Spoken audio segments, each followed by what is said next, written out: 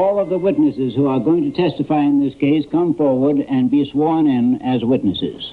Please, all of the witnesses on both sides.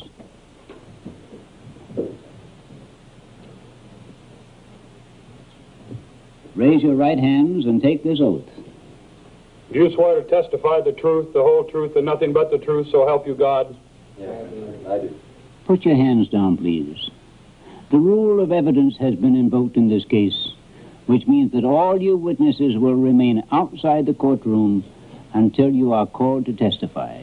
You are not to discuss this case with anyone except the attorneys. The attorneys for the state are Mr. Adkins, and Mr. Carr, and for the defendant, Mr. Tyler. Who will be the first witness for the state? Call Greta May Hansen as the first witness, Your Honor. The rest of you go on outside the courtroom. Take the witness stand, please.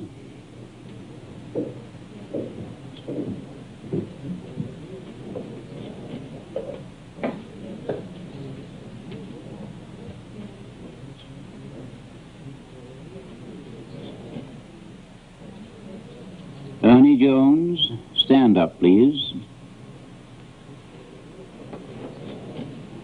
Arraign the defendant.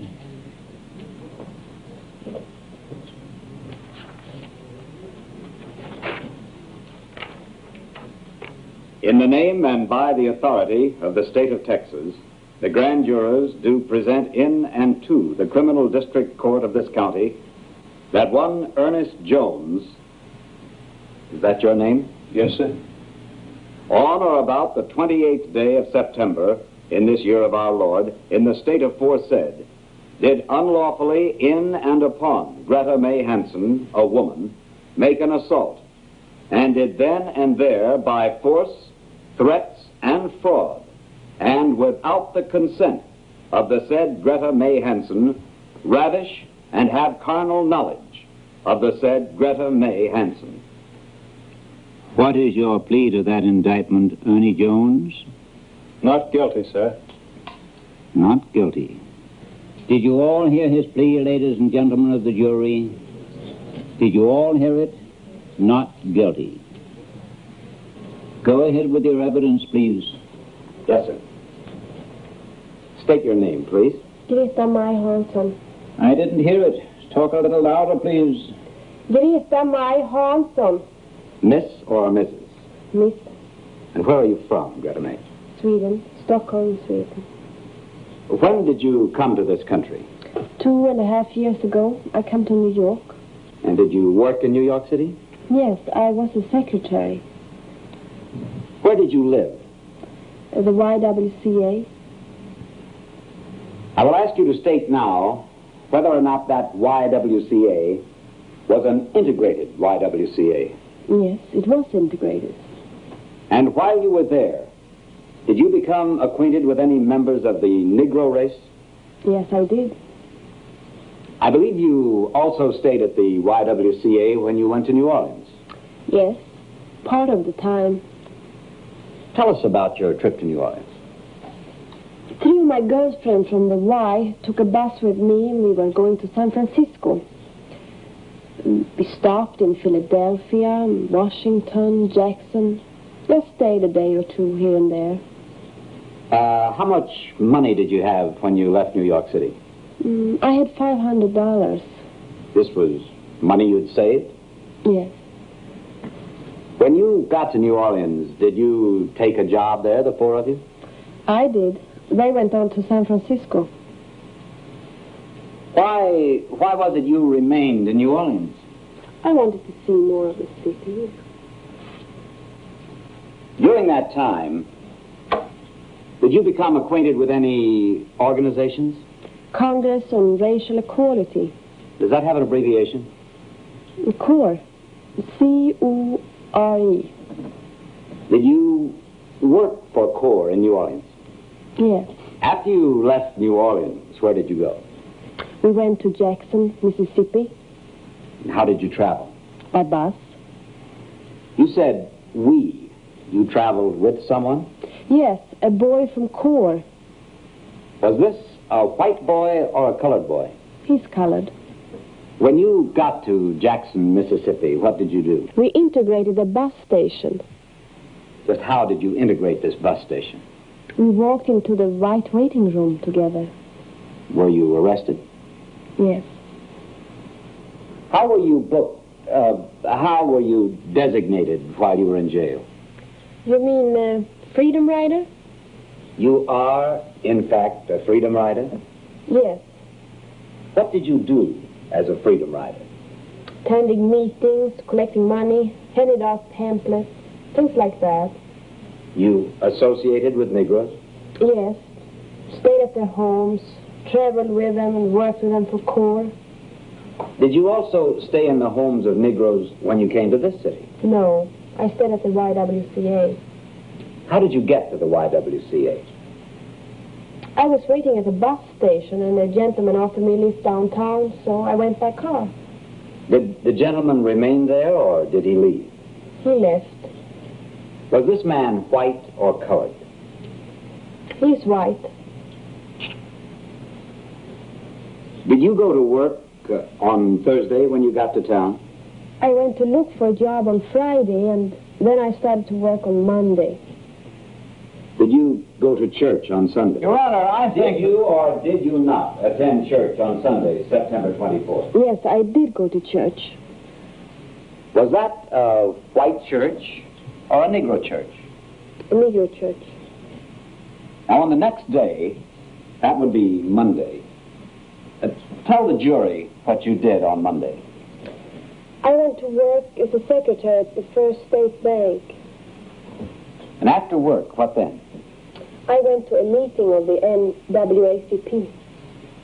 Did you solicit money for Core while you were there? Yes, I collected $40. What did you do with this money? They gave me a check for the money, and I made it to Core. Did you make friends with any of these people? One person, yes. Ina Baker. Is she a white person or a Negro? She's a Negro person. When did you next see or talk with Ina Baker? I called her the next morning. I had been asked to leave the YWCA and... Just state the facts as to why you had to leave the YWCA. I was asked to leave because I was associating with Negroes. They saw me get out of the cab with Ina when we got back to the Y from the NAACP meeting. Did Ina find you a place to stay?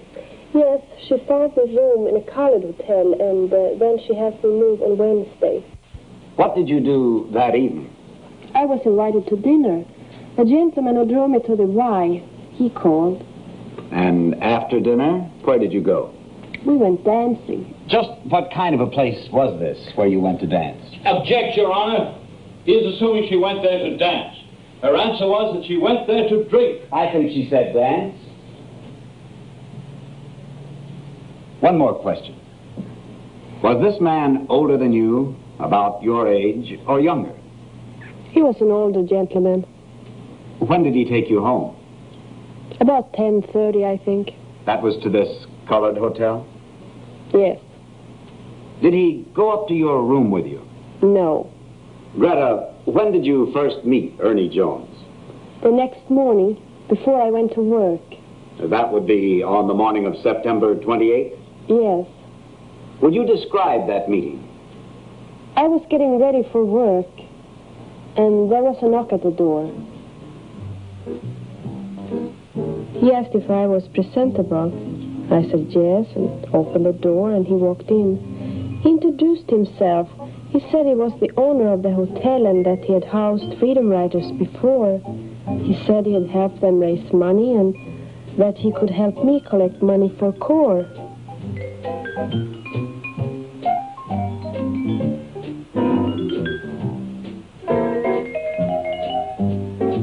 Then he brought out a folder and showed me some photos of some models and said he was in that business, and that I could raise money by modeling. He said he was in the advertising business. These models, were they fully clothed? They were wearing bathing costumes. Go on. I said I wasn't interested in posing in anything like that. And he got angry, said he had no intention of suggesting such a thing. Objection. Your Honor, she's drawing a conclusion. Sustained. All right. What other conversation did you have that morning? I said I had to go to work, and he said he would see me about it later on. I said okay. And did you? Yes. When I got back from work that evening, I asked the man behind the desk if there was some place I could eat, and he said, there's only the club 2 blocks away.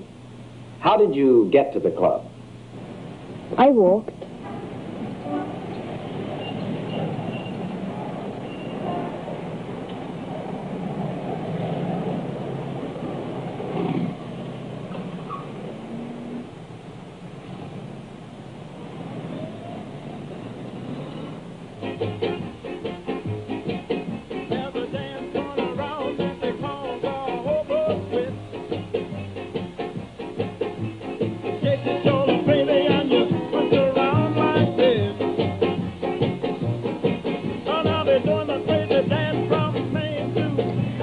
I went to a table and the waitress came over and I ordered some dinner. Did you have anything to drink at this club? I had a 7-Up. While you were there, did you see anyone that you knew or had seen previously? Ernie Jones. He was at the table with some other people, and when he saw me, he came over.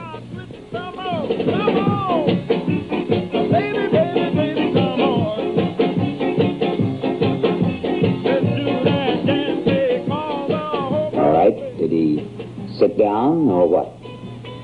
He asked me if everything was okay, and I said yes, it was. And he said there was no need for me to pay my check because he owned the place. Owned the place? What else did he say? He said he would see me at the hotel about collecting money for court. And I said okay. Then he went away and joined the people he was with. And what happened then? Well, there was a gentleman come over, and he wanted to know what I wanted the musicians to play. And then Ernie Jones come over and asked him to leave. And then he said, if I am going to the hotel anyway, I may as well ride with him.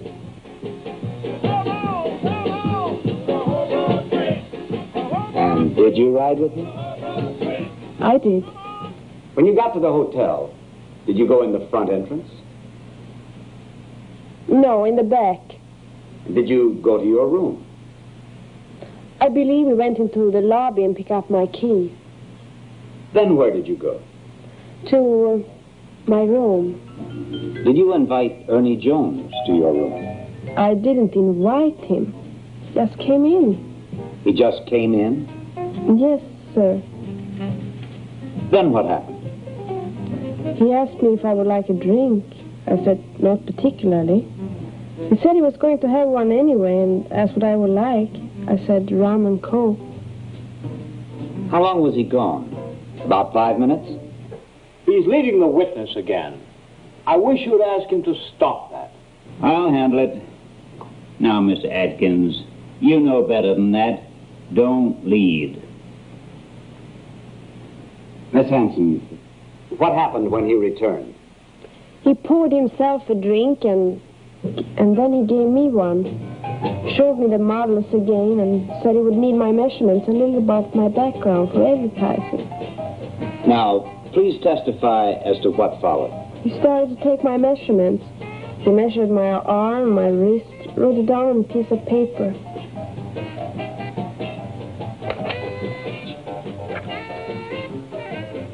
What other measurements did he take? My ankle. Measured your ankle? Yes. Did he write that down? Yes.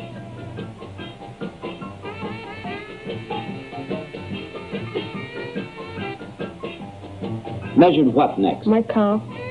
The calf of your leg? Yes. What did he measure next? He said he wanted to measure my thigh. Did he lift your skirt? He touched it and I objected. How did you object? I said I would do it myself. You would raise your skirt yourself? No. I would take the measurement myself. He said it was necessary for him to do it, since he knew exactly where to measure. He asked me if I had a bathing suit with me. I said yes, and he suggested I put it on. And what did you do when he suggested that? I unpacked my bathing suit and walked into the bathroom. Did you close the door? Yes, sir. I locked the door. You locked the door? Object to that. He's leading the witness. She said she locked the door, didn't you? Didn't you say you locked the door? Yes, I locked the door. I thought that's what she said. Now, did you put on the bathing suit? Yes, I did. What happened after that? I went out into the room again, and he measured my thigh. Measured your thigh? Mm-hmm. What part of your thigh did he measure? Would you indicate to the jury what part of your thigh he measured? Round here. What did he do or say next? He wanted my waist measurements.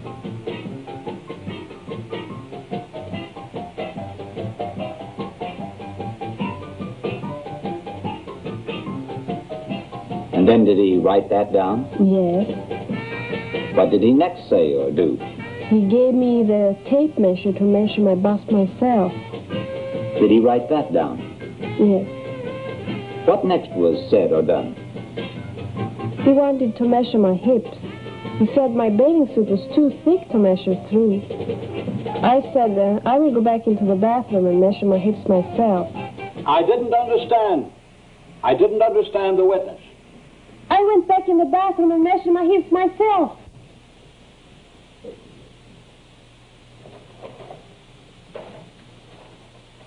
This will be State's Exhibit number 1, Your Honor. Would you examine this, please? What is it? Do you recognize that exhibit? Yes. This is the bathing suit I wore on the night on the 28th. We offer this into evidence. No objection. Admitted. Is this the bathing suit that you removed in the bathroom? Yes. And what clothes did you put back on? My panties, bra, slip, my dress.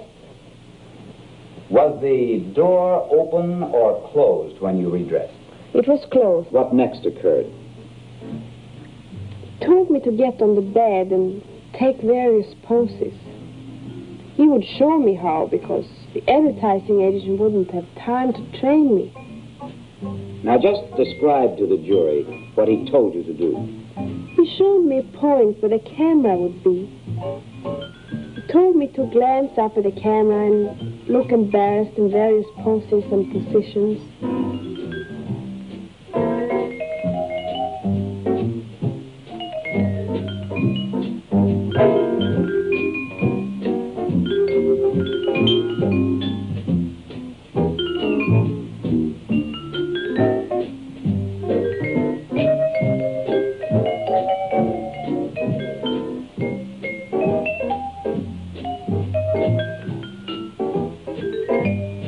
What was the next thing that happened?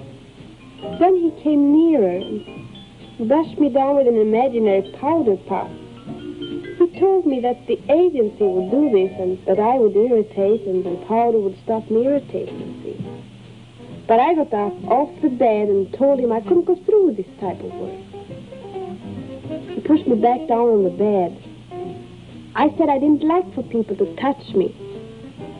He said not to worry about it, that to the man with the camera I was just another model and that he wasn't concerned with the fact that I was a woman. I still said I couldn't go through with it, and I got up off the bed again. Then he lifted me up. I struggled and asked him to let me down, and I wiggled and tried to get loose, but he had a very firm grip and I could hardly move. Then he was pinning me down on the bed, around the back of me, pinning me down.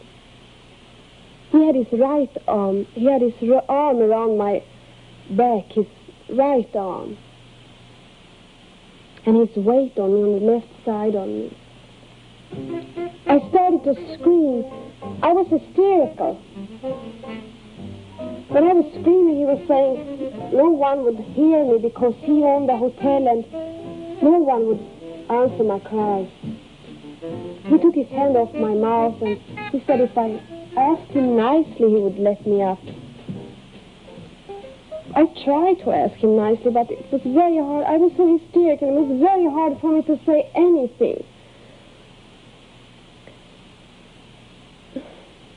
Then he said, well, that wasn't good enough.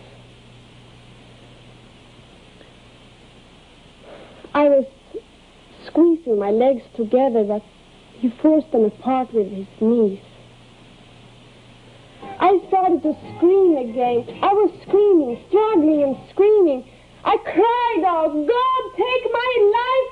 God, take my life away! Gode Gud, låt mig dö!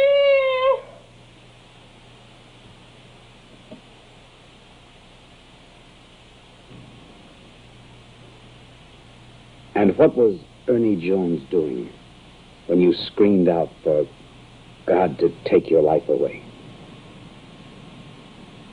He was raping me. Did he hurt you? Yes. He hurt me very much. Objection. He's leading the witness. I would also like to object to her use of the word rape. That's a conclusion on her part.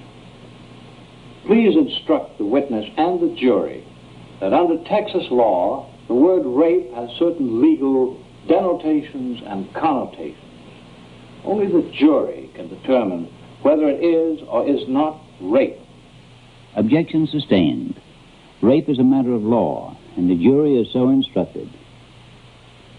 Now I will ask you to state the facts with reference to whether or not you consented to Ernie Jones. I did not consent at all. I objected very much. When it was over, what then? I was crying. He said it was good to cry, but no one would hear me. Then he went towards the door as if to leave, and then he mentioned the money. The money? He said he would leave $200 at the desk. I presume it was a donation for CORE. Did he say anything about your doing modeling anymore? No, he never mentioned it. Just tell the jury, Miss Hanson, what happened between the time Ernie Jones left your room and the time you reported this to the police? Well, first I called Ina Baker, but I was afraid to tell her because there might be an extension to the telephone. I was afraid to stay in my room, afraid that he might come back. So I went down to the lobby and talked to the old man behind the desk. Then I went back and locked myself in the room. The next morning, early, I went down to the bus terminal. I was crying, and I ordered coffee, and I sat down there, and I wondered what to do. After a while, I called Ina and told her that Ernie Jones had molested me. Then I asked her to pick up my luggage because I couldn't go back to that hotel. Did you make another call? Yes, I looked in the directory for a Catholic minister, and I called and asked them where the nearest church was to the bus station. And did you make an appointment? Yes, that afternoon at 4 o'clock.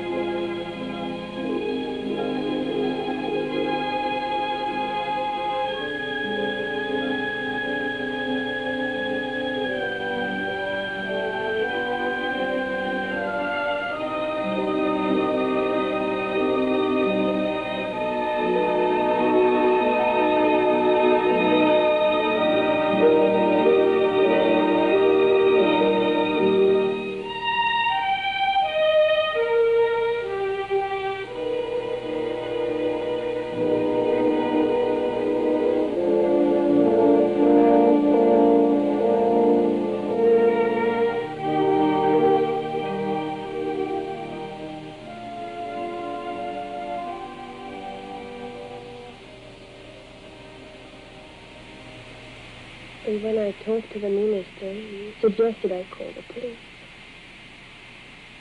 Did you tell the police what had occurred on the night of September 28th? Yes. Object to that. It's an attempt on their part to show and prove outcry. Sustained. Well, did you talk to the police? Yes. Did you see a doctor? Yes. I think it was about 6 o'clock. About 6. Did he examine? Yes, he did. Did you later see Ernie Jones? Yes, he was brought to the police station. Did you identify him? Yes, I did. Your Honor, if you please, the state now passes this witness. Ladies and gentlemen of the jury, we will recess. The instructions I have given you heretofore will apply. Everyone be here at 9 o'clock in the morning.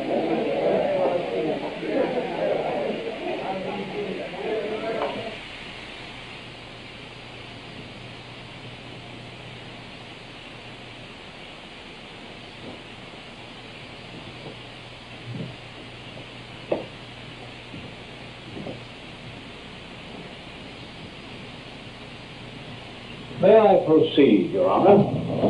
All right, proceed.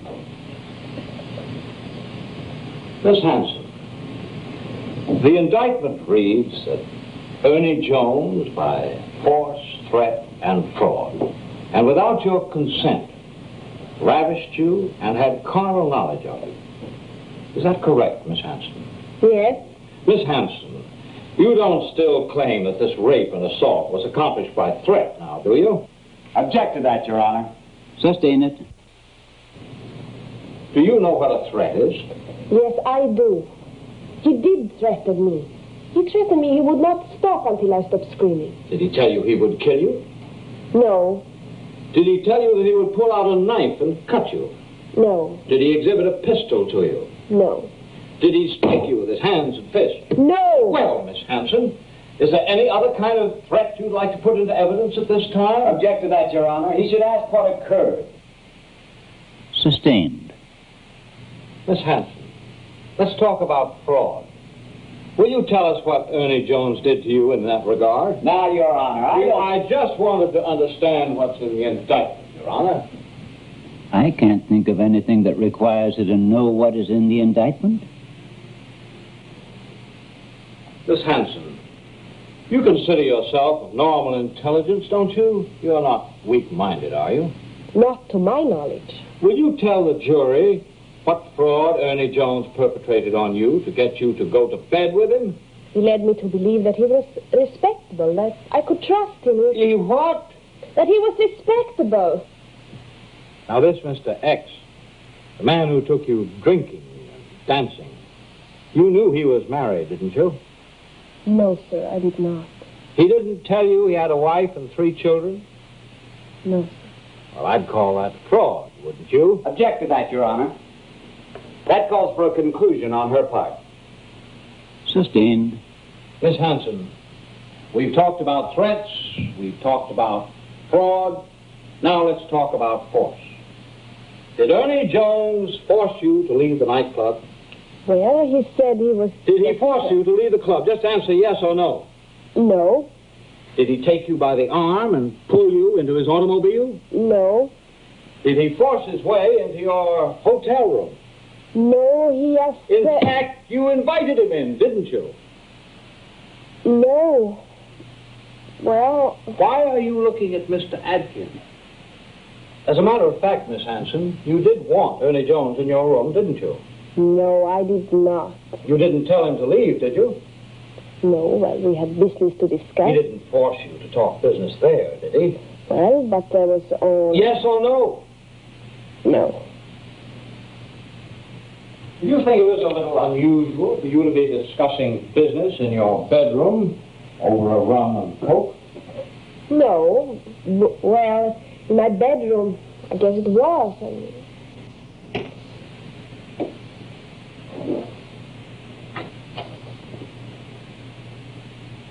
Did you see Ernie Jones pouring your drink? Yes.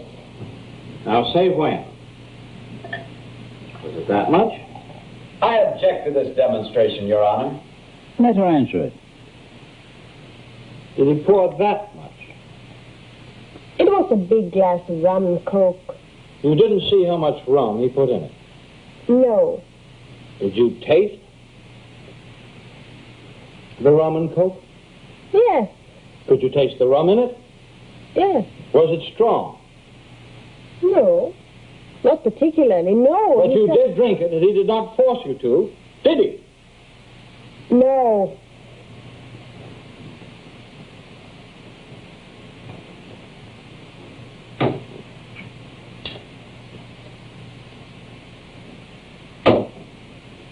By the way, how was your rash?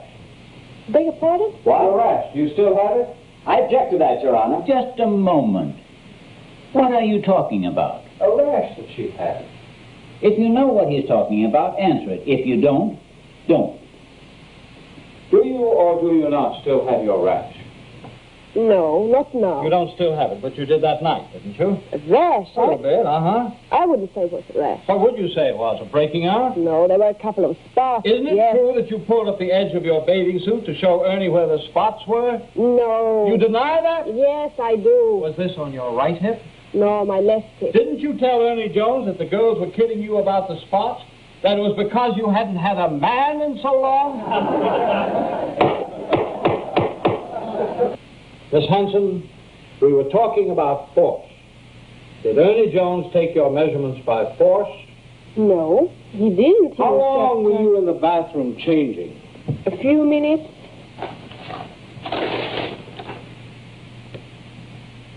Did you put on this striped bathing suit and wear it in front of Ernie Jones? Yes. Did that embarrass you? No. Would you put this bathing suit on for the jury? No, I would not. Now, Miss Hanson, let's give the jury a simple yes or no answer on this. Did Ernie Jones put this bathing suit on you by force? No. Ask the witness. Mr. Atkins, No further questions. stand aside. The court will recess for lunch. Everybody be back here at 2 o'clock. May the state proceed, Your Honor? Go ahead. Call Dr. Alexander P. Sutton. All right, bring the witness in, please. Will the attorneys approach the bench?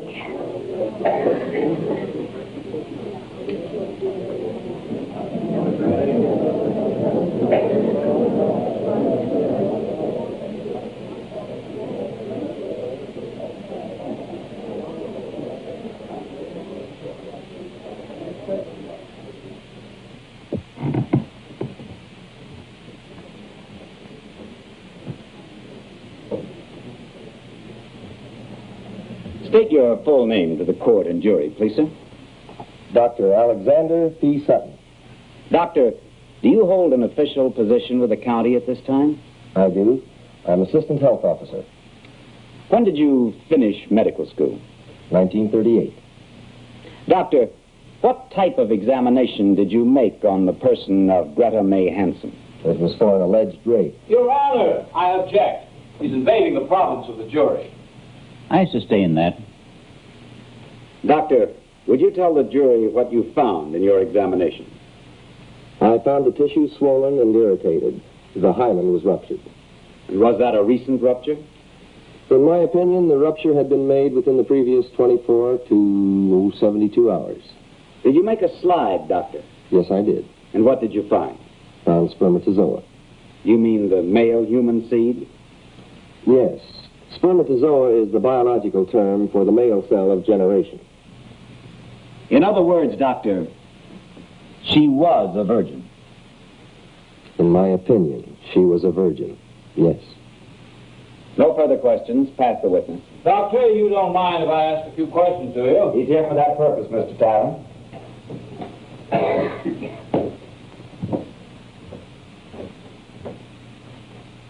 Doctor, what is a gynecologist? A gynecologist is a specialist in the treatment of those things particular to women. Doctor, in your examination of Miss Hanson, did you find any bruises or lacerations on her body or about her face, mouth?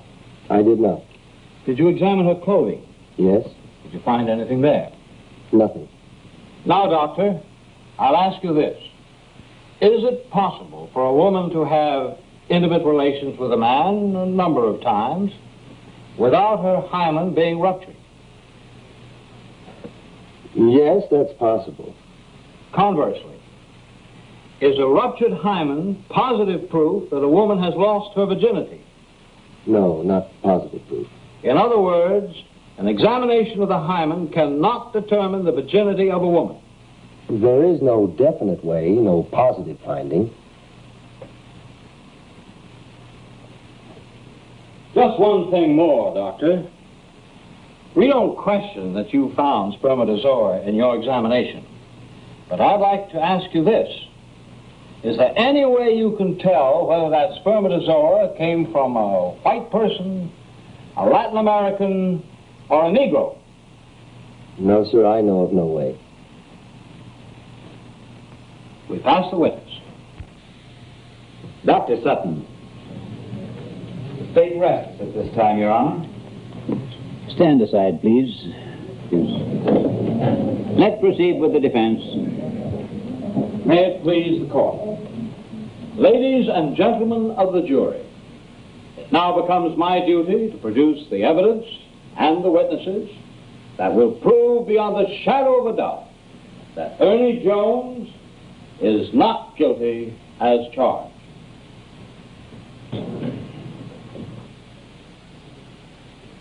Officer Burns, calling your attention to September the 29th, did you or did you not go to the residence of Ernie Jones? Yes, I did. What did you do? I had a warrant for his arrest, and I arrested him. What time was that, approximately? 9:45, 9:50. And what was old Ernie doing when you got there? Oh, I think he was watching television. When you arrested him, how did old Ernie act? Was he surprised? Did he run for the door? Did he fight you? Objection, Your Honor. He's doing it again. He's leading. Sustained. I believe you were also the investigating officer at the hotel room where this incident took place. Yes? Who did you talk with there?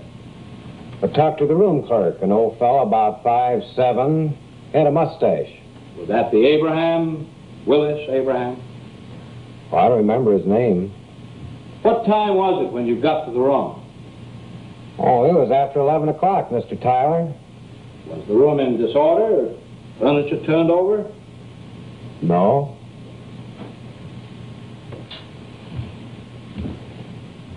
What about the bed? How did it appear to you? Well, it hadn't been made up since it was slept in. Did you examine the bedclothes with a flashlight? Yes, sir. Find anything? No. As a matter of fact, you didn't take the bedclothes with you. No. Had you talked with Greta May Hansen prior to your investigation? Yes, I had. Pass the witness.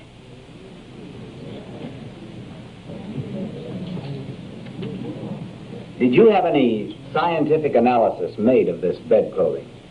No. Do you know whether the bed clothing you saw on that bed was the same that had been there the night before? No, I do not. Did you examine the bedspread with your flashlight? Well, I examined the sheets with my flashlight. Now, this bedspread, we turned it back. Well, my partner had. And I looked over it, then I started looking at it. Did you examine the bedspread? No, sir, I did not. Not closely. My partner examined it more than I did. Did you find 2 glasses in the room? Yes, one of them had brown liquid in it. Did you take the glasses for laboratory tests? No, we left them there. You left them there? No further questions, Your Honor. That'll be all. Thank you. No further questions, Your Honor. Stand down, please.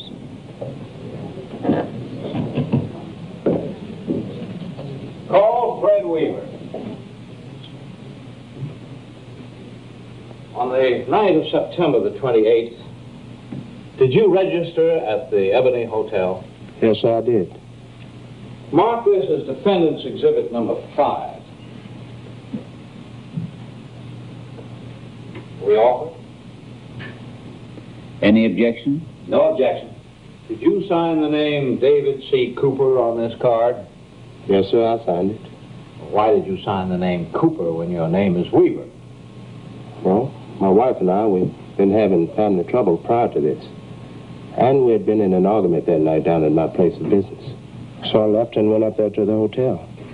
I signed my name like that so as to keep her from finding where I was staying.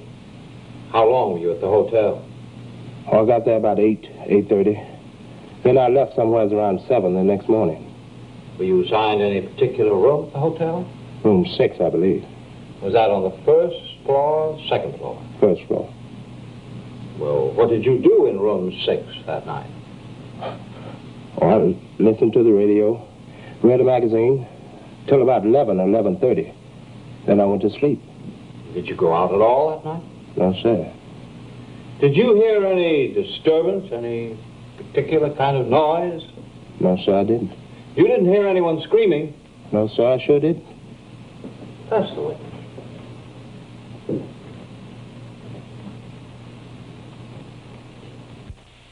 Who was there with you in the hotel that night? No one. All holed up by yourself, huh? Yes, sir. Just reading a magazine, playing the radio. Yes, sir. Had the radio down real low, huh? Yes, sir. That's right. Now, what were you and your wife having all this trouble about? Object, immaterial, and irrelevant. That would be his own personal business and not Mr. Atkins. They've gone into it, Your Honor. Answer it. Sir? Answer it. Well, it was about a telephone call from a lady friend. I had a phone call from your girlfriend, huh? Yes, sir. No. I didn't get the phone call. My wife answered the phone, and that's when the argument really started. That's when I decided to leave. And you went to the hotel and registered under a fictitious name? Yes, sir. David C. Cooper. Well, now, how do you reckon old Ernie was able to find you under the name of David C. Cooper? Well, he didn't find me. I found him. Why'd you do that? Well, everybody was talking about this little incident here that happened. Little incident that happened? Yes, sir. Well, they wanted to know about it. So I called Mr. Jones and talked to him. I told him I was up at the hotel the night it happened. So he told me to call Mr. Tyler here and talk to him. Just one more question. How long have you known the defendant, Ernie Jones? Oh, about 6 or 7 years. He does my advertising for me. No more questions. Stand down.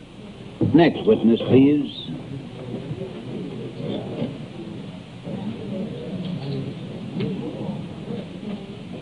What is your name? Willis Abraham. How old are you? 63. Where were you employed on the night of September the 27th? The Ebony Hotel. Will you tell us whether or not you saw Greta May Hansen on the 28th of September? Yes. A little while after I went on at 6 o'clock in the evening. She came down and wanted to know a good place to eat. I told her the closest place was the club, 2 blocks down the street. They had good sandwiches. Now, you recall what room she had at the hotel, the number? Oh, yes. Room 14. I hand you what has been marked Defendant's Exhibit number 5, and I ask you to look at it carefully and tell me whether or not you can identify it. It is a hotel card. A hotel card. What name is on it? David C. Cooper. What room? Room 6. Well, where is room 6? It's on the first floor. Is room 6 directly under room 14? Yes, it is. Do you have central heating and air conditioning throughout the hotel? Yes. Now, those air conditioning ducts communicate with one another, don't they? I would think so. Now, after Greta May went to the club, rather, when was the next time you saw her? It was quite a while later. I saw her and Ernie at the back door. What happened next? Well, they came down the hall, got the key to room 14, and then they went on upstairs. When did you next see the two of them? Quite a while later, they came down to the lobby.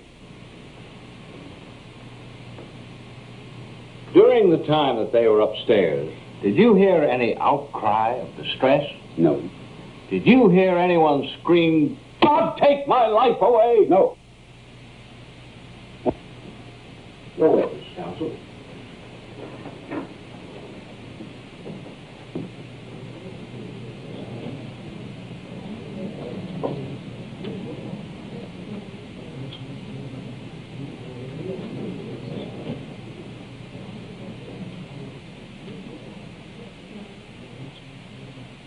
Mr. Abraham, how long have you lived in Texas?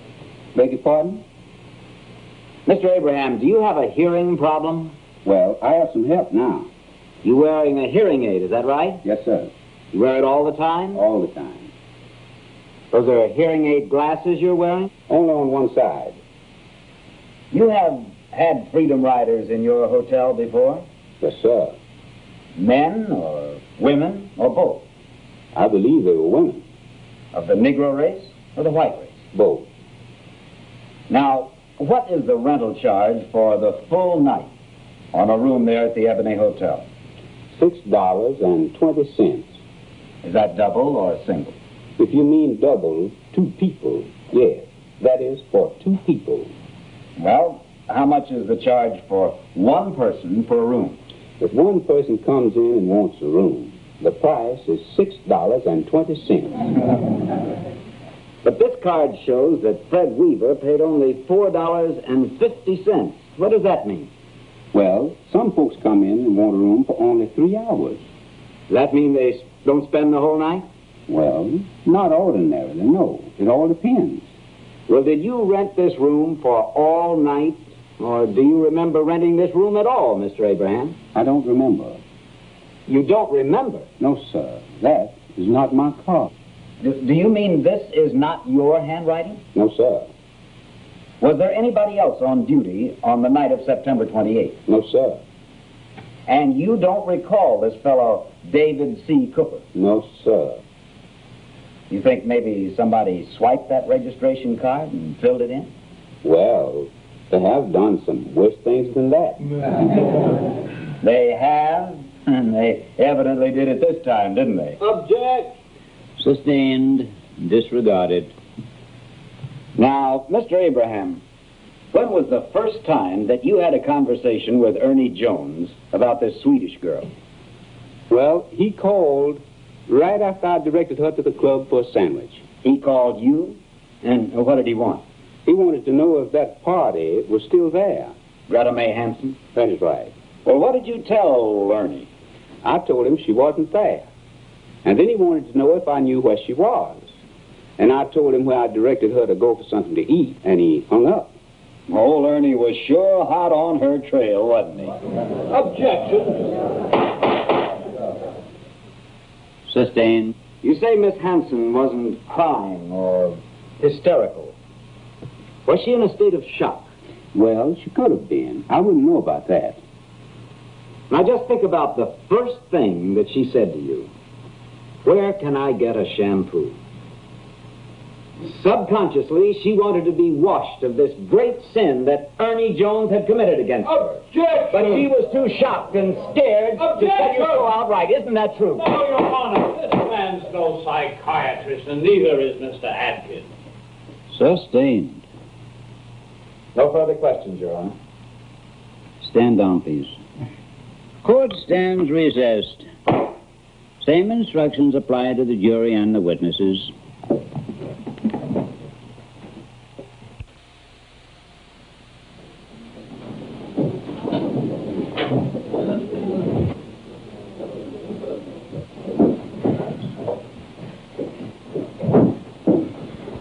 All right, proceed. Call your next witness. Call Officer Henry Miller. Your name is Henry Miller? Yes? You're an investigator for the district attorney's office? Yes. What is your relationship with Greta May Hansen? Your Honor, I object to this matter of putting our investigator in the role of a witness. Find out what he has to say. He was sworn as a witness, Your Honor. He was. Mr. Miller, is it a fact that you bought Greta May Hansen a new dress, the very dress she's been wearing? That's what I'm objecting to, Your Honor. It's immaterial. I think we have a right. Are you attacking this witness for some reason, Mr. Tyler? No, I'm just asking if he bought a new dress. For the witness. Yes, Your Honor. Overrule you, Mr. Prosecutor. Proceed. Mr. Miller, did you buy the dress for Miss Hansen? Yes. You did? Yes, I did. Who furnished the money for this dress? I have, so far. Do you expect to get it back? Well, I hope so. Your Honor, I object to this whole business about a dress. It's not relevant to any matter here. Sustain it. That part about the money he hopes to get back. Who told you to buy the dress? I object to that, Your Honor. Don't answer it. Did you have a conversation with Mr. Adkins here before you bought the dress? Yes. Mr. Miller, tell us about the other dress, the one she had on before you gave her the dress she is now wearing. I believe it was a summer dress of some kind. Did it come a little short, above the knees? I didn't pay that much attention. Was it a rather low-cut dress? I don't know. I don't remember. About the neck? I don't know. Mr. Miller, you aren't related in any way to Miss Hanson, are you? No. Are you in the habit of buying women's dresses? I object to that. Don't answer that. Strike the question. What did you pay for the dress? $9.95. Is that the wholesale price? Object to that, Your Honor. It's immaterial. Sustain it. The wholesale price? Whether he bought it wholesale or not has nothing to do with this case. I suppose the fact that they've been looking after her has nothing to do with the case either. I sustain that. Now, you show me how that could be material. I wasn't asking this for any particular purpose, but for the sake of the record. You just get on to something else. Thank you, Your Honor. Mr. Miller, will you tell us whether or not you looked after Miss Hanson, getting to court and back and forth? Yes, sir. She isn't your girlfriend, is she? Object to that, Your Honor, and ask that counsel be reprimanded for it. Yes, that's a bad question, but I'll let him answer. Is she your girlfriend? No. Thank you, Mr. Miller. That's all.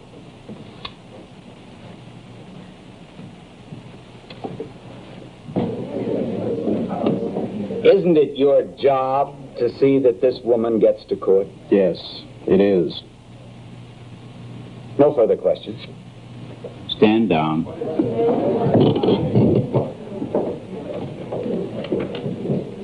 Your Honor, defense would like to recall Greta May Hanson.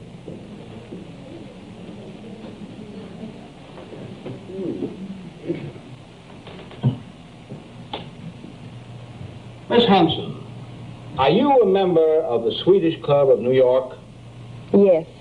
Do you know the manager, Mr. Carl Björkman? Yes. Miss Hanson, after you claimed you got raped, did you ask Mr. Carl Björkman to gather all the newspaper articles about the case and paste them in a book and send them on to you? Well, not exactly. From I the was... Swedish papers? Yes, I did do that. Isn't it true that the reason you claimed rape against Ernie Jones was to get in the newspapers and cause racial strife in this community where there was none, a community in which you don't belong? My mother has already had a nervous breakdown. I tell you, that was not my purpose. Why were you writing off and asking everyone to save the newspaper clippings for you? Because I wanted to know how much my family knew of it. Because you wanted to know how much publicity there was, didn't you? Yes, what they were reading. When you were on that bed, and old Ernie Jones was brushing you down with that imaginary powder puff, didn't it finally dawn on you that something was rotten in Denmark, Object. something was sour in Sweden, Object to and that there was a nigger in the woodpile? Sustain both objections. Miss Hanson, you say you object to what happened on that bed the night of the 28th? Yes, very much. You were screaming at the time? Yes, I was. If you don't mind, Miss Hanson, would you scream for this jury the way you did that night? No, I can't. The conditions would be so different. I can't. Well, could you scream for them just once? God, take my life away? No. You can't do that? No, I can't. But I tell you, I'm the only one who knows what happened that night. And he raped me. He did. He raped me. Your witness, Mr. Prosecutor.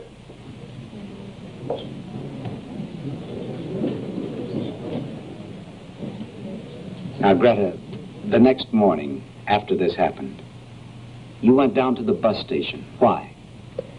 I had it all fixed in my mind to run away and get into a place surrounded with people. I felt so ashamed. Tell me, why did you wait all day before you advised the police about what Ernie had done to you? I was concerned with the seriousness of the accusation. What do you mean you were concerned about the seriousness of the accusation? Because I do not believe in capital punishment. Thank you, Miss Hanson.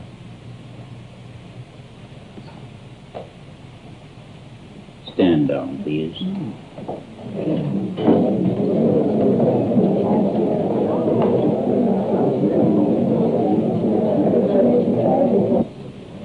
Call Ernie Jones. Come around.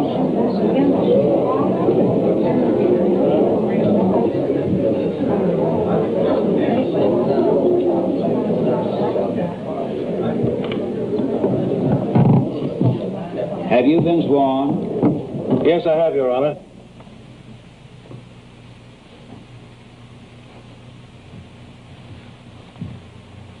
Your name is Ernie Jones. Yes, sir? You are the defendant in this case? Yes, sir. Ernie Jones, will you tell the jury whether or not you raped Greta May Hanson? I object to that, Your Honor. It's leading and suggestive. I believe I will sustain that, inasmuch as rape is a legal term. Rape means several things. I think you should tell him a little more about what you're talking about. Ernie, what kind of business are you in at this time? Various businesses, real estate. I'm a disc jockey, but mostly I'm in the advertising business. I hand you defense exhibits number 7 and 8. Ask you if you can identify them. Yes, sir, I can. I use it in my advertising. What way? Well, in this particular case, I take a basic model's picture, and then I superimpose the product that I want to advertise over it. And then, in turn, I place it in the advertising media that I'd agreed to. All right.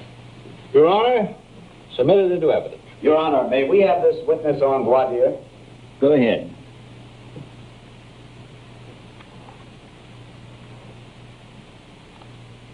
Who took these pictures?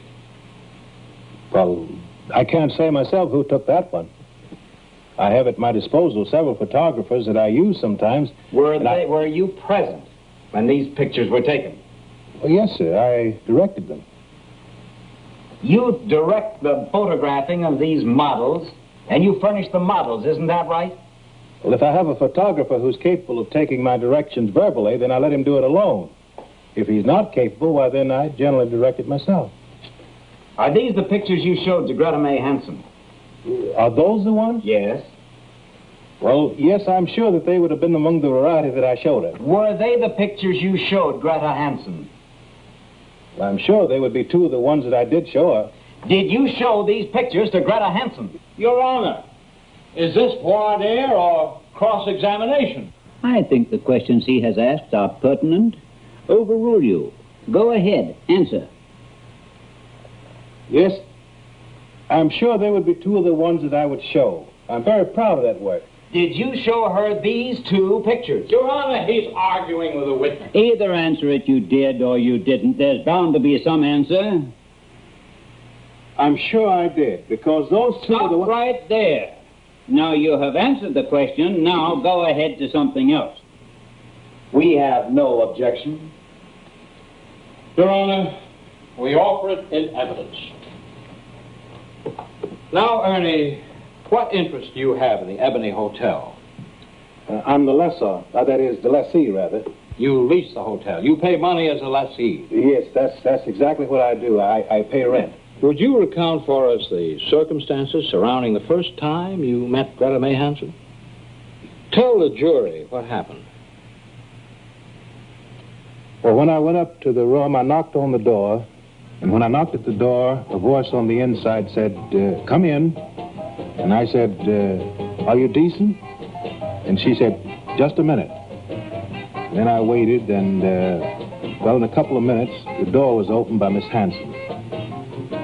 I told her who I was, and she said, come on in. I've heard all about you. What did you do?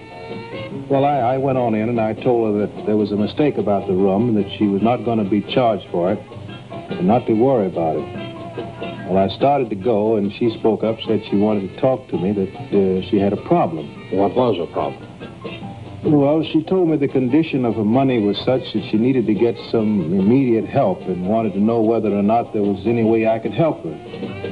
Said that she had heard that I did so many things, and I told her I could help raise money for CORE, but that I couldn't talk about it this morning because I had a full schedule ahead for the next couple of days. And I wouldn't be able to see her again until Saturday morning. And then she said that she needed help before Saturday morning and wanted to know more about my advertising business. And I said, well, I'll tell you what. I'll dash down to my car and I'll let you look at my brochure and you'll get an idea of the work I'm associated with. Now, how long were you gone from room 14? Well, just less time than it takes to go downstairs, get my briefcase out of the car, remove the brochure from it, go back through the lobby, mention to Mr. Abraham that I'd be right down to have my money ready, that I was in a hurry, and go on upstairs to the room.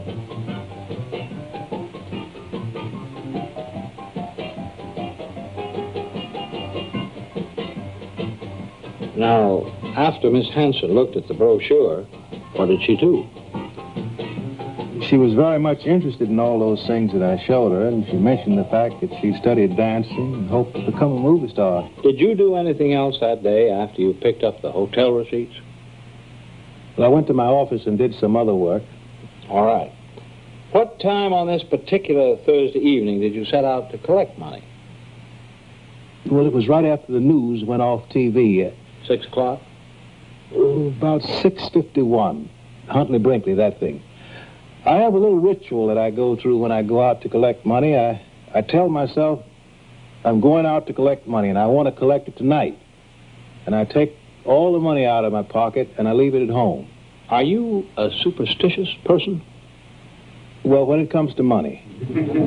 That is, to the extent that I feel that I collect a little harder. That is, I go after my money a little harder when I go out with empty pockets. I want to come back with them full. Where did you go that evening after you left your house? See, my first stop was at the C&E TV shop. Where was your next stop? The next, I went to the Comet Club. You don't want them to know that you actually came in to collect any money or to get money, so I veered off a little bit, and I went to a table and talked to some friends. Well, I guess I was there about 4 or 5 minutes when one of the fellows at the table asked me to take a look at the young lady seated at another table. And by that time, my eyes had got adjusted to the darkness in there, and I looked over there and I recognized Greta May Hanson. Did you talk with these men about her? Oh, yes, sir. Well, they said this must be something we can pick up, looking over there at the table. I told them, I said, no, she's all right, not to bother her. I'd met her before. And then I went on over there and I asked Miss Hanson if everything was all right. She said, I have an immediate problem I've got to talk to you about. Was she talking about money? Yes, but I told her not to worry about the check, that I'd take care of that. And then I went on over to the cashier and I asked her about the check.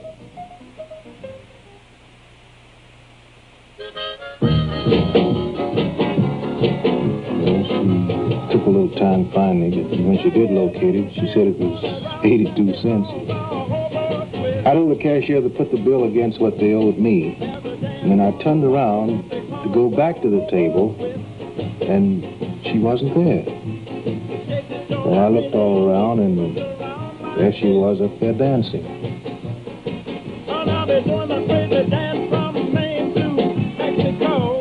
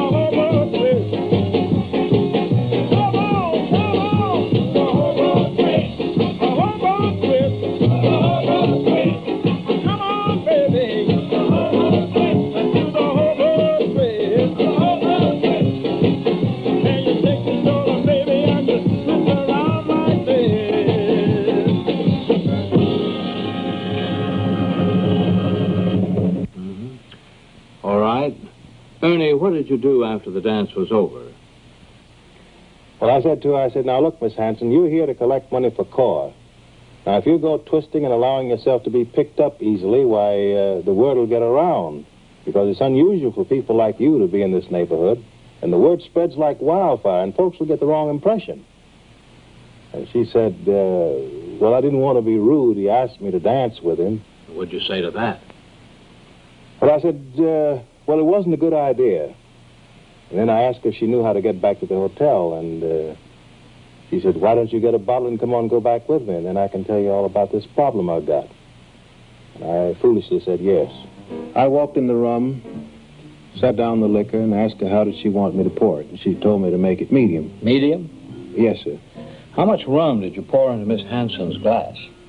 Well, I gave her more than I gave myself. I'm not much of a rum drinker. What's the next thing happened in the room? We started talking. She closed the door and then came back and sort of sprawled on the bed. She set a drink down on the floor beside the bed. She told me how disappointed she was at collecting only $40 at her last meeting. And I explained to her why she was having a lack of success. I told her that there was a way to use herself that would get her more money. And then I showed her how to be a little surprised at a decent donation. And I also showed her how to quickly produce tears when she needed to. How to produce tears quickly? Yes. I showed her how to reach for a purse rapidly and get out a handkerchief and dab it in the corner of the eye. And just barely as you possibly could, let that linen just touch the eyeball. And in doing so, it would produce tears, and to the onlooker, it would look as though you were stifling tears. Because even after you removed your handkerchief, the eyeball would overflow and it'd run tears. What did you tell her about the money you would help her collect? And expenses. How would you handle expenses? Oh, I told her that when she collected money at the jazz concerts I promote, that whatever money she got, whatever way she got it, she could keep it. All I wanted her to do was to count it in front of my cashier, leave me a receipt for the total amount that had been raised, and then she could keep it and do whatever she was going to do with it. What did she do when you told her that? Then she jumped up off the bed and ran across the room and kissed me on the cheek. Well, after she kissed you, what happened then? Well, she wanted to know if I knew why there was so little interest in the core movement here. And I tried to explain to her that the things that core fights for in most areas that we had already obtained here through negotiation and education. And as a result, there was very little need for a core movement here. Up to that point, how many times had Greta May kissed you? Oh, we had kissed each other 3 or 4 times between drinks. What did you talk about then? Well, she wanted to know if... she wanted to tell me all about herself. She wanted to know if I could get her any publicity. When I said yes, why, she began to tell me her whole story. She told me about her life in Sweden and how she hitchhiked around the continent.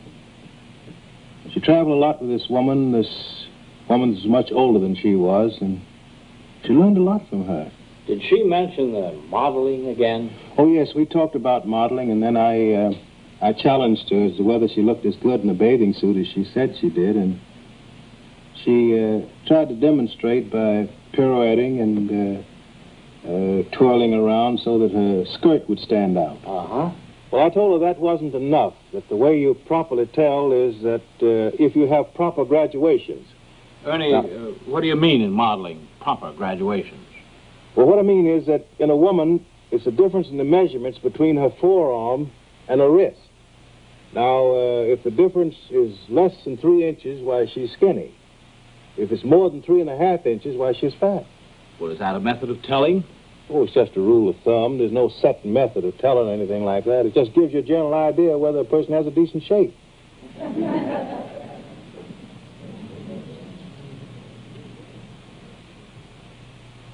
Can you identify this?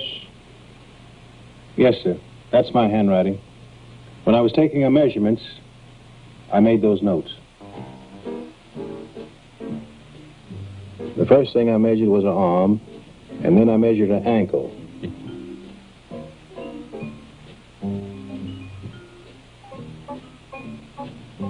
Well, then we took a drink, and I said, let me see your thighs.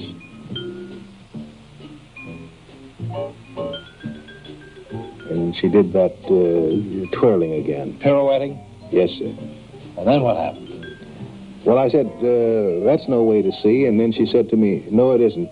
I got a better idea. And she said, just a minute. And then she went into the bathroom. What did you do while she was in the bathroom? I noticed our glasses was a little low, so I mixed us both another drink. And by the time I'd finished mixing the drinks, I turned around and there she was, posing in a bathing suit. Did that interest you, Ernie, a little bit? Well, yes, I'll have to admit that it did. What happened next? Well, I told her how nice I thought she looked and that sort of thing, and she said, this bathing suit is rather uncomfortable. Why don't you come on and finish your measurements? So I measured her thigh and upper and lower part of her thigh. Well, how about her more personal measurements? Oh, yes, I made those, too. Did you write those down? Yes, I wrote them all down. What did you talk about while you were taking her measurements? We talked about this modeling, and as we were talking, she said, there's one little flaw, but you can't see it. But it might be seen if I wear something too brief, and that's why I asked you whether or not your models pose scantily dressed or in the nude, because I have a rash. Where is this rash? It was on her hip. How long was she in the room in the bathing suit? Oh, all of 15 minutes. We had quite a chat and drank. Did you tell jokes? Now, Your Honor, I don't think this witness needs any suggesting from Mr. Tyler. He's telling his story all right. Sustained.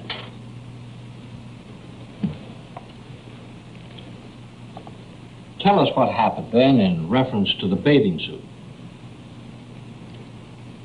Well, after a while, when we'd been drinking for a while, she said, just a minute.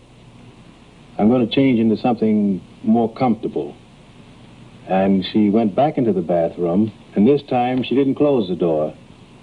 And she slipped into a dress. And when she came out, she said, I got to find a pair of panties. And she went searching through her things and found a pair. Then what happened? Well, she went back over near the bathroom door, and she turned her back on me and put them on. All right. After she got her clothes back on, what did you talk about? We talked about things in general, and then she wanted to know if I had any idea when she could get some money. Did you offer her money? Yes, sir, I did. How much did you offer? Well, actually, at the time, we were laying on the bed talking, and she wanted to know if she could get a couple of $100 to fix herself up. She wanted to look as good as she could, if that's what it took to get the most money.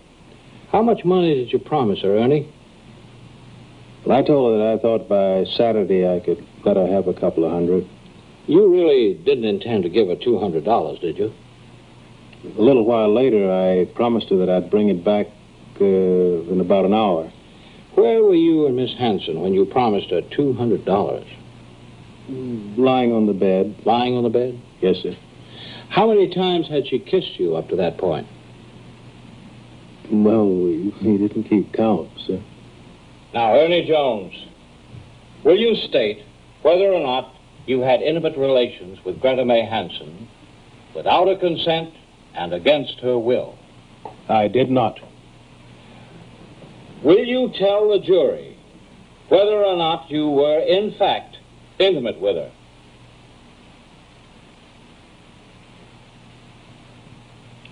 Ladies and gentlemen of the jury, I'm sorry to admit that I was, in fact, intimate with her.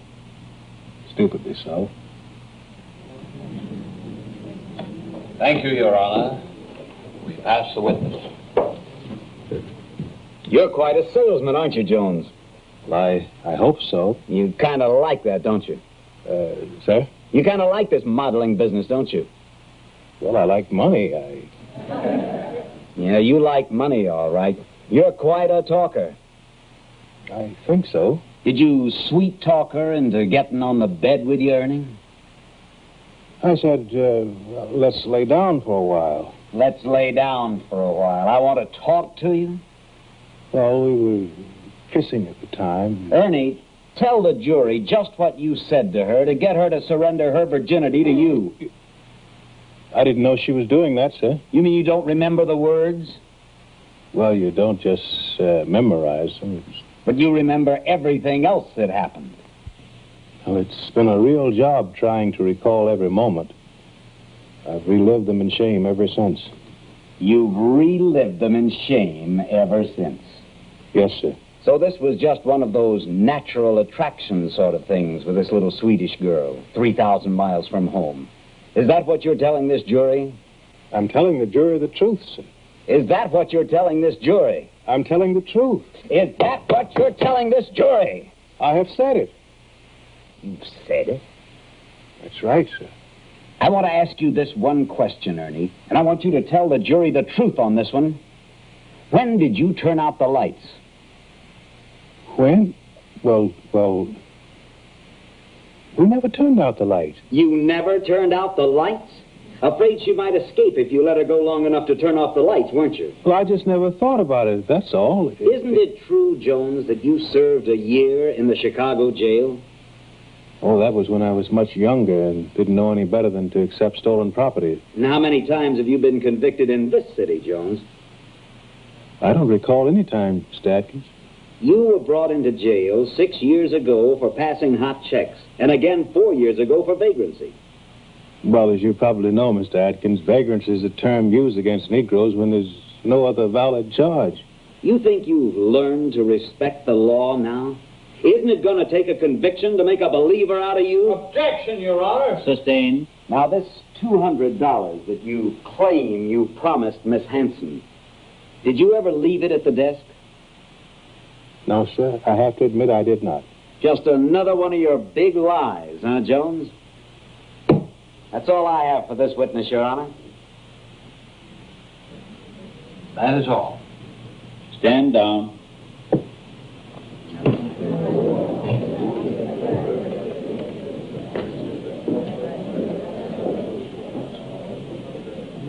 Call your next witness.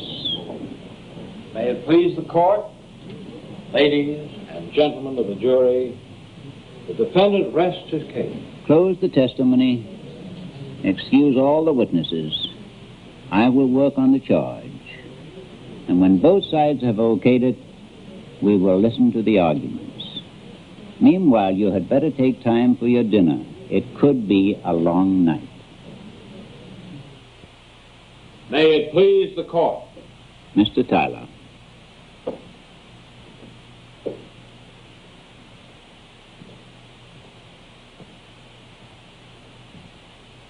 Ladies and gentlemen of the jury, I thank you for your time this week. I live in this community. I have all my life. I have a girl 18, University of Texas, and another 15. I believe that the rape law should be maintained. I have stood at the bar of justice frequently, representing many kinds of men accused of crime, and I am not ashamed of it. God help us if the power of the state is not checked by the juries and the lawyers who have the courage to stand up and fight for the individual's rights. There aren't too many of them left. Now, these gentlemen here, they are honorable too. If Greta May says that she was raped, then they believe Greta May. She was raped. Nothing else can be true. It doesn't make any difference that there wasn't a mark on her. It doesn't make any difference that the picture they took of her the next night showed that she was not bruised all over. It doesn't make any difference that the picture of old Ernie there, taken the next night, showed not a mark. And where did they find old Ernie? On his way to Mexico? Hiding in the bushes with the bloodhounds baying at his heels? No. Old Ernie was at home. Oh, and that dress they bought for her. Just wanted to keep her warm. Why didn't they buy her a coat? I submit to you that that dress was indecent just as she was. White trash. Now, if the white trash of this country, and thank goodness there isn't too much of them, if they want to consort and lead the kind of life they want, fine. But when they come before an American jury in these United States of America, in Texas, and ask you to send a man to the penitentiary or to the electric chair on the testimony of a woman like that, I wouldn't convict a yellow dog on her testimony. She lied to you. She lied deliberately. There's no question about it. Who is this woman, who isn't even an American citizen, comes over to this country uninvited, an immigrant, and asks protection of our laws and customs? Are we going to apply her customs in Sweden to this country? Swimming in the nude, free love, and all that? So what was her reason in coming here? We were solving our racial problems just fine. Was she specially trained and sent here to cause upheaval? Was she sent to some special school in France or Italy? I'll leave it up to you, ladies and gentlemen of the jury, about that. This woman is shrewd. This woman is smart. What her motives are, I don't know. Maybe they are publicity. Maybe she does want to go to Hollywood and get into the movies. Maybe somebody wanted to see if a Negro charged with rape could get a fair trial in the South. Mr. Adkins will tell you that Greta May Hansen was a virgin. And if she was, it's bound to be rape. Now, I don't know whether she graduated that night in room 14 and got a diploma or not. It doesn't make any difference. It's all got to start somewhere. A virgin can consent just as readily as a prostitute. And that is our defense, ladies and gentlemen. Consent. She consented. I place the liberty of Ernie Jones in your hands.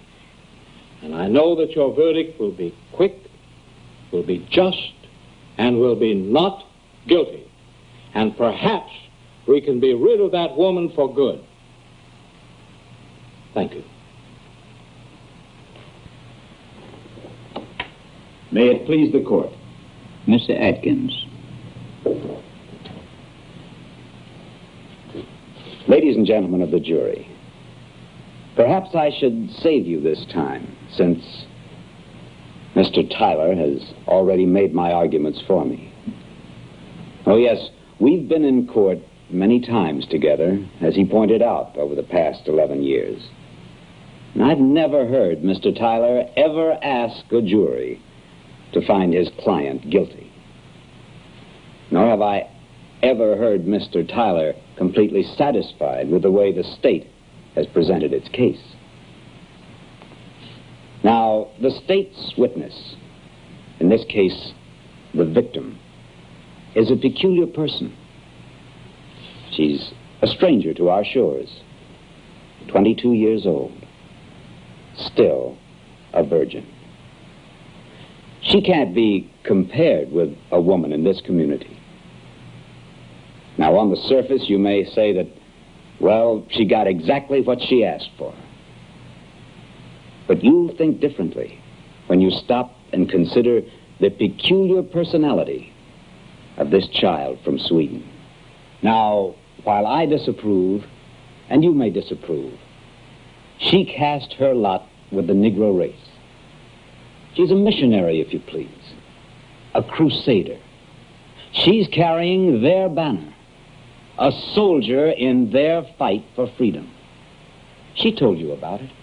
She's proud of it. And before you're too quick to criticize, remember the examples of Eleanor Roosevelt and our own Supreme Court. Now, I believe in equal rights under the law, equal opportunities for education and for work. But I myself do not believe that the Negro and white races should mix socially. But that's my belief. Greta May Hansen has a different view. She volunteered herself as a freedom rider to go to Jackson, Mississippi. I couldn't help smiling when she said she integrated the bus station. And then, in explanation of it, she said, well, we walked into the waiting room and we got arrested. Now, that sure was a big integration, wasn't it? But that shows you how her mind and her heart works. Now, are you going to believe an ex-convict like Ernie Jones? Who knows what else he put in her drink besides rum and coke? Maybe even a drug. Are you going to take his story on faith alone? Or are you going to believe this girl? This girl who has suffered the tortures of the damned during this trial, whose whole story has been corroborated in every detail, who's laid her heart out on the table and let it bleed for you. This woman told you she'd never had intimacies before, had never even been molested, until she fell into the hands of Big Ernie Jones over here, the glib-tongued ex-disc jockey, the advertising man, the expert on modeling, who always carried his tape measure around with him. The doctor said, in my opinion, she was a virgin before this happened. Now, can you honestly believe that this beautiful woman carried her virginity for 22 years, traveled all over Europe and this country, and picked out you, Jones, to surrender her virginity to? The thought is absurd. It's preposterous. Old Ernie tried his wiles on this woman, this freedom rider, about the modeling and all that, but it didn't work. She didn't fall for it. So he resorted to force. That was the next step. He resorted to force. And under the believable testimony, he committed the act of rape by force on this woman. All I ask is that you be true to the oath you took to the God above, to a true verdict render, according to the law and according to the evidence. And if you do that, I believe from the bottom of my heart that you will find this man Jones guilty of the crime of rape. And I would say that life imprisonment is not one day too much for what he has done to this woman, to his race, and to this community. Or will you tap him lightly and by your verdict say that if a white woman is in a Negro hotel, she's fair game? How about that, Ernie? If a white woman acts foolishly and is in a place she shouldn't be, is it all right to rape her? If you hold that way, we will have chaos in Texas and all over the country. I ask you for a verdict of guilty. And by that verdict, you will say to this rapist and all would-be rapists and to all of Texas and all of the world, we believe in upholding the law apart from any prejudice, because it is by these laws and their enforcement that we remain free. Thank you. It now becomes my duty to read to you the charge under this law. The defendant stands charged by indictment with the offense of rape, alleged to have been committed in this county on or about the 28th day of September. To this charge, the defendant has pleaded not guilty. The indictment in this case alleges rape by force, threats, and fraud. However, this case is being submitted to you only upon that part of the indictment which charges rape by force. Rape by force means the carnal knowledge of a woman without her consent obtained by force. Now, if you find and believe from the evidence beyond a reasonable doubt that the defendant, Ernie Jones, did ravish and have carnal knowledge of the said Greta May Hansen without her consent, you will find the defendant guilty of rape as charged and assess his punishment at death or by confinement in the penitentiary for life or for any term of years not less than 5. If you do not so find and believe from the evidence beyond a reasonable doubt, then you will acquit the defendant. You are further instructed that it is not necessary that consent be in words. It may be shown by evidence of acts and conduct of the female alleged to have been raped, and if she of her own will yields her person to the defendant, that would be consent. Therefore, should you find and believe that the said intimate relations were with her consent, then you will find the defendant not guilty. You are further instructed that a statement of the female alleged to have been raped that she did not consent is not sufficient to constitute rape by force, but she must resist and use every exertion in her power, taking into consideration the relative strength of the parties and other circumstances of the case, to restrain the defendant before he can be adjudged to be guilty of rape by force. And unless she does so resist, then consent is presumed. In all criminal cases, the burden of proof is on the state. The defendant is presumed to be innocent until his guilt is established by legal evidence beyond a reasonable doubt. And in case you have reasonable doubt as to the defendant's guilt, you will acquit him and say by your verdict, not guilty. You are the exclusive judges of the facts proved, of the credibility of the witnesses, and of the weight to be given to the testimony. But you are bound to receive the law from the court, which is herein given you, and be governed thereby. All right, ladies and gentlemen of the jury, you will retire to the jury room to consider your verdict. When you have reached your verdict,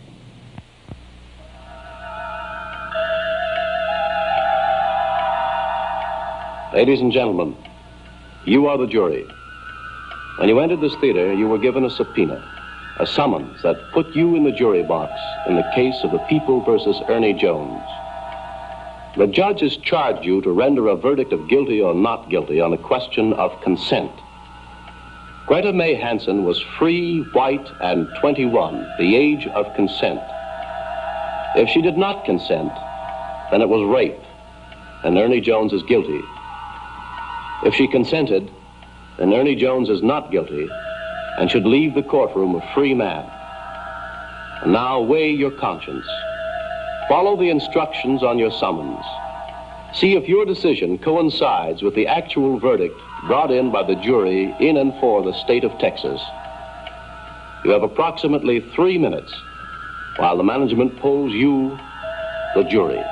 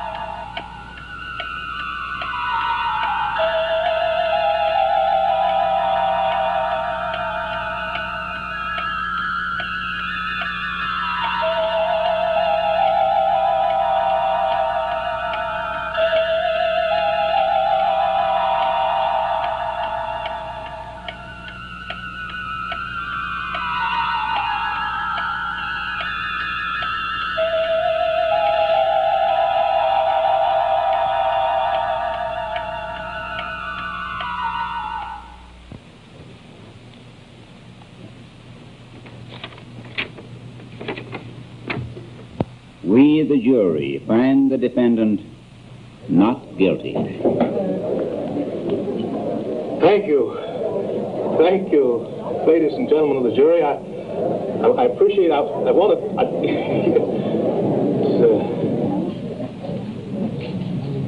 All you on the jury who say that this is your verdict, raise your right hand. Thank you, ladies and gentlemen. You are now excused as jurors in this case. The Criminal District Court of this county in the state of Texas is now adjourned.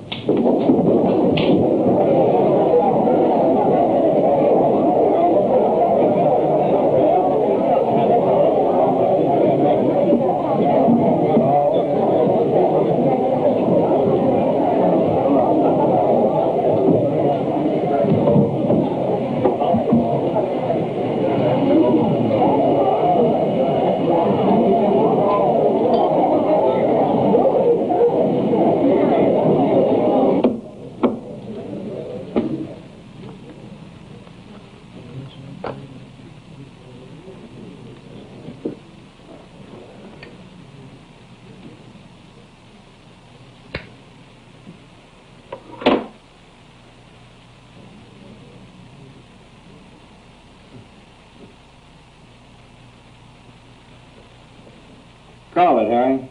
Heads.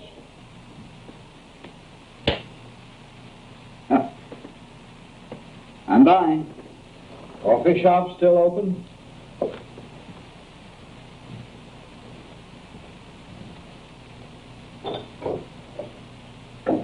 They're open. I'll be right with you. Of course, you know she took a polygraph test. Oh, huh? Greta Hansen. She took a lie detector test.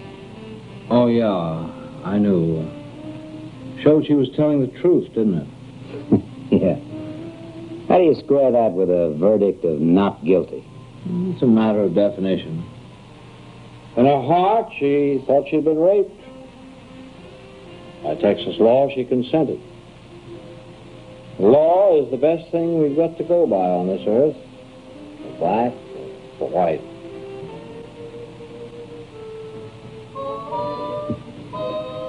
Is it that we love Negroes more, or that we love intruders even less?